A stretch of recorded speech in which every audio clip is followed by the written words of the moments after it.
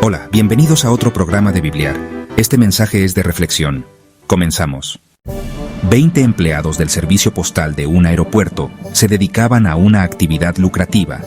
Sustraían de los bultos de correspondencia que llegaban en los aviones dinero en efectivo y objetos de valor. Creyendo haber hallado un tesoro inagotable, siguieron esa práctica, sin ser detectados, durante mucho tiempo. Se sabía que había cosas que se estaban perdiendo, pero no se sabía de qué manera. ¿Cómo descubrir a los ladrones? Alguien tuvo una idea: regar sobre algunos sobres y paquetes nitrato de plata, ponerlos en los bultos de correspondencia y enviar esa correspondencia al aeropuerto donde se efectuaban los robos. El nitrato de plata, sustancia química, mancha los dedos. Y así se hizo. Los 20 hombres, como si nada, continuaron con su actividad ilícita. De pronto, notaron las manchas en los dedos. Manchas marrones, intensas, que no salían ni con agua ni jabón, ni con ninguna otra cosa. Esa era la prueba que los inspectores esperaban. Las manchas descubrieron a todos y cada uno de los delincuentes. El delito mismo que cometían había dejado en sus dedos las manchas delatoras. No había forma de que pudieran negar su fechoría, y todos fueron procesados.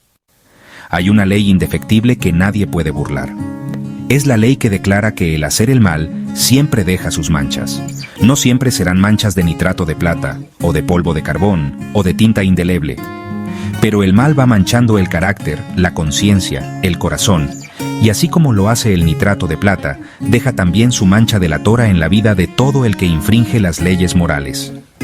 La persona que vive en la maldad y que practica el mal podrá mostrar durante un tiempo una piel limpia y perfumada, unos ojos brillantes y alegres y una sonrisa feliz y atractiva. Pero en lo más profundo de su ser comienza a formarse una mancha. Y un día esa mancha se notará en el rostro, en la conversación, en la mirada, en el tono de la voz y en las actitudes extrañas y desacertadas. Esa es la obra del pecado. El pecado va formando, en el fondo del alma, un légamo maloliente, como el que se forma en el fondo de las lagunas por la descomposición de las materias orgánicas.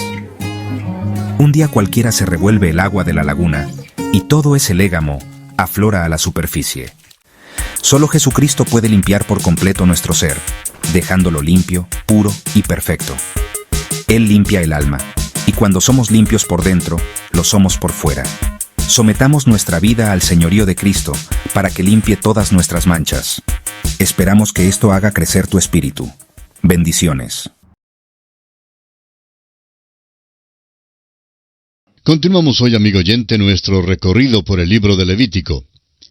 En este capítulo 11 veremos la dieta o menú de los alimentos aceptables para el pueblo escogido de Dios y también la contaminación que pueda resultar por los contactos con cosas declaradas impuras.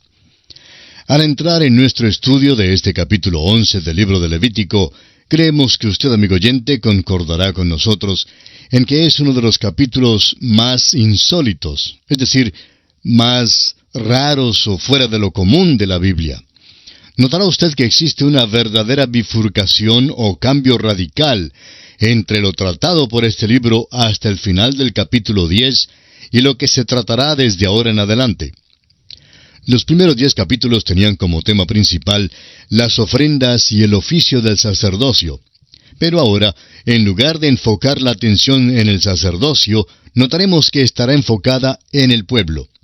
En lugar de las ofrendas a Dios, el tema será el alimento para el pueblo. En lugar de la adoración a Dios, el énfasis caerá sobre cómo debemos caminar en este mundo. Lo notable en todo esto es que se hace una transición de lo sagrado a lo que solemos llamar el mundo secular, sin ninguna diferenciación en la manera de tratar los temas. Se prosigue el mismo ritmo y el mismo nivel que se ha estado usando para describir los temas que llamamos sagrados. No hay nada aquí en esta transición que indique que los temas seculares deban ser enfocados o tratados de una manera diferente a lo sagrado. Hoy en día hacemos una falsa distinción entre lo que creemos sagrado y lo que decimos que es secular. Creemos que si alguna cosa tiene algo que ver con la iglesia, entonces tiene que ser sagrada. Aún la chismografía que ocurre en la iglesia parece ser considerada como cosa sagrada, pero si la chismografía ocurre fuera de la esfera de la iglesia, entonces la consideramos secular. Amigo oyente, según el apóstol Pablo en su primera carta a los Corintios capítulo 10, versículo 31, todo y cualquier trabajo puede y debe ser hecho para la gloria de Dios. Usted puede muy bien alabar a Dios mediante el lavado de platos, cavando una zanja, sentado en un escritorio o cualquier otra labor que usted desempeñe. Amigo oyente, realmente no se puede hacer una distinción entre lo sagrado y lo secular, ya que Dios no hace ninguna distinción. Veamos ahora por qué es tan insólito o fuera de lo común este capítulo. Es insólito porque aquí Dios da una dieta, un menú que deben seguir los hijos de Israel. Deben comer solo ciertas cosas y no las que no están incluidas en el menú. Surge entonces una pregunta importante. ¿Tiene el Dios de este vasto universo realmente interés en lo que comen sus criaturas?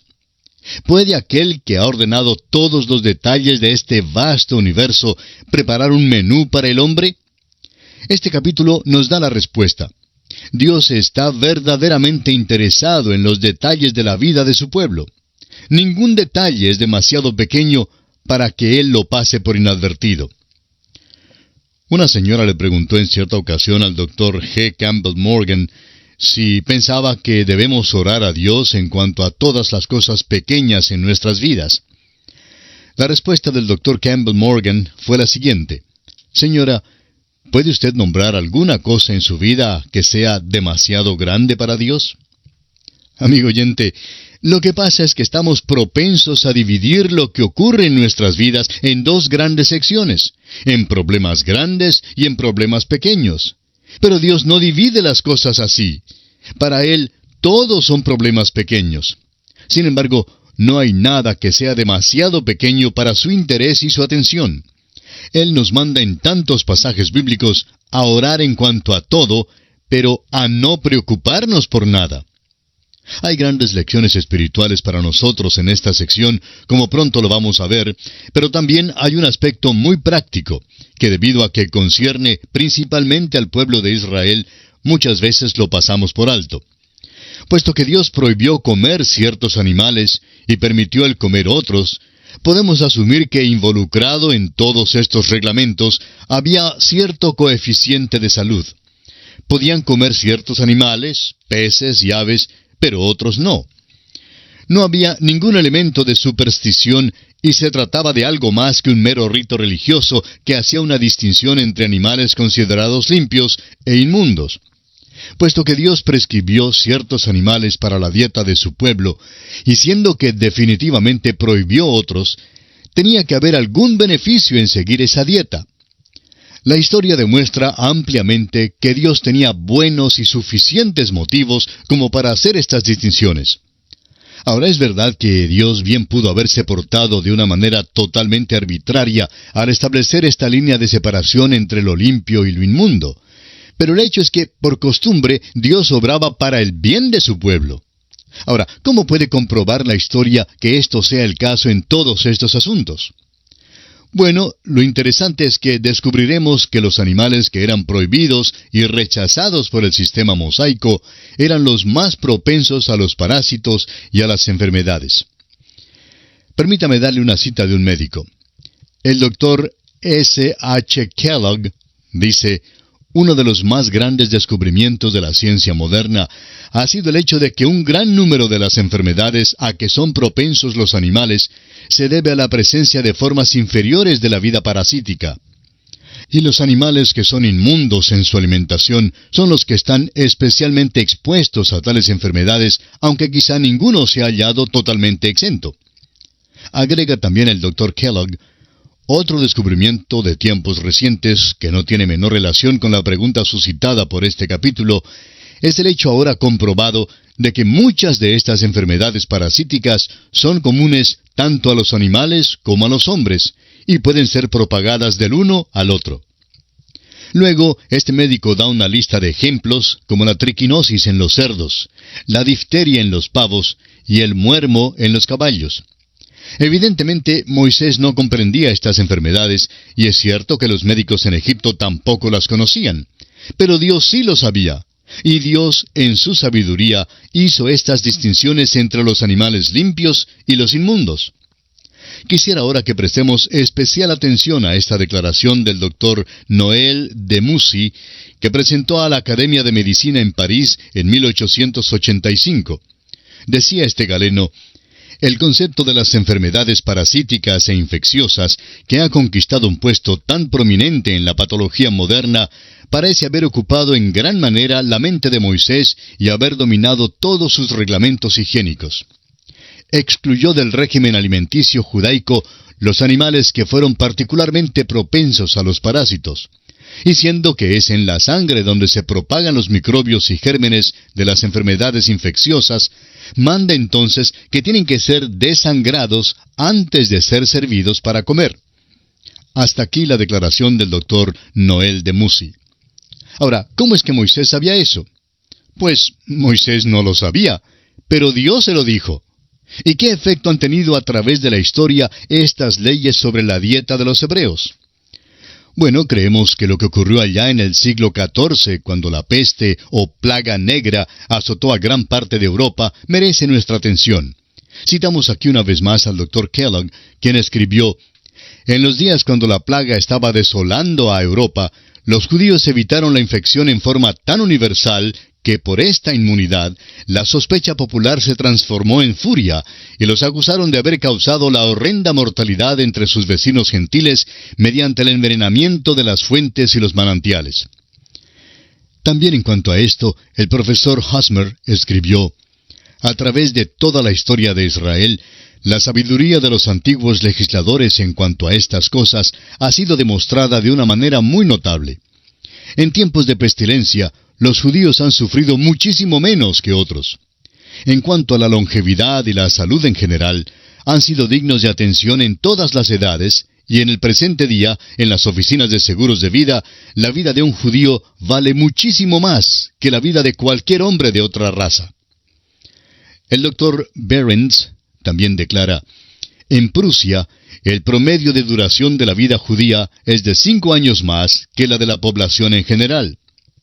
Ahora, claro es que hoy en día los judíos se están desprendiendo de sus reglamentos sobre la dieta al mismo tiempo que el mundo gentil está aprendiendo las reglas sobre higiene alimenticia. Así que la brecha se está cerrando.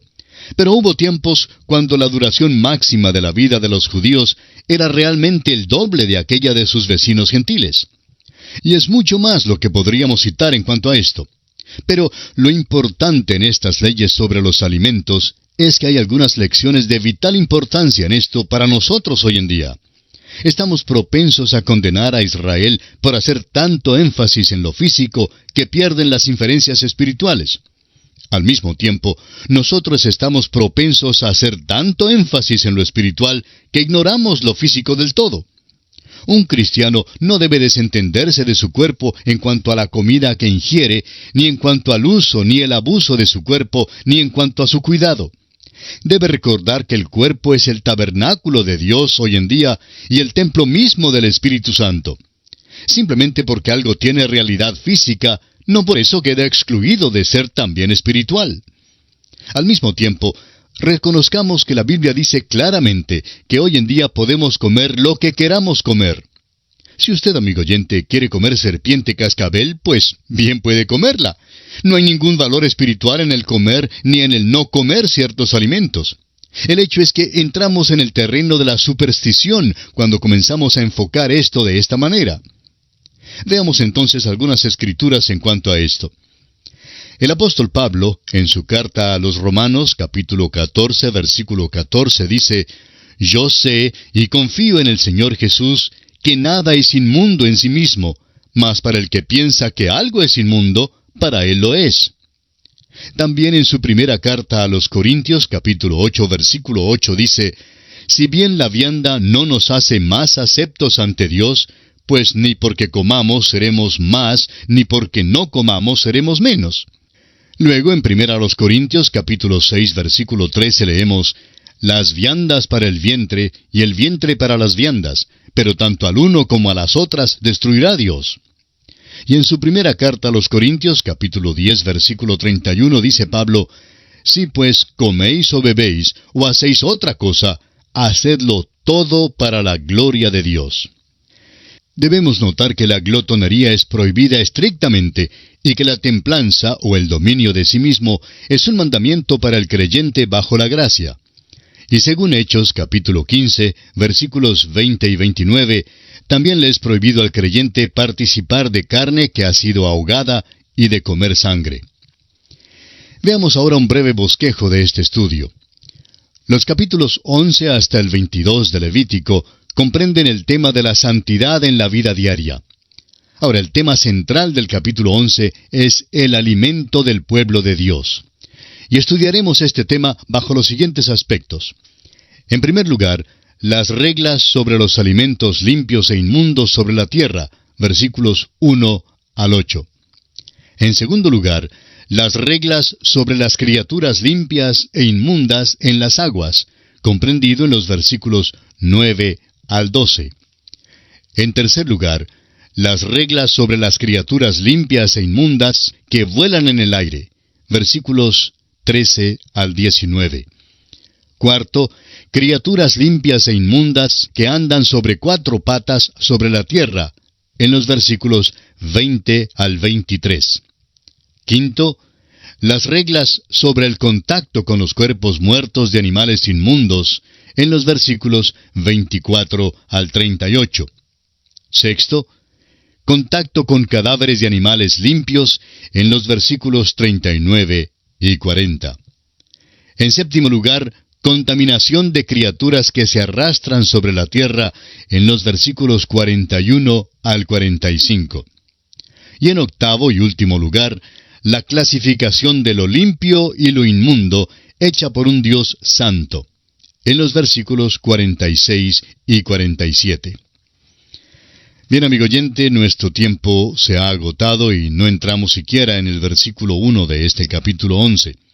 Pero creemos que toda esta introducción ha sido muy interesante e importante para este estudio.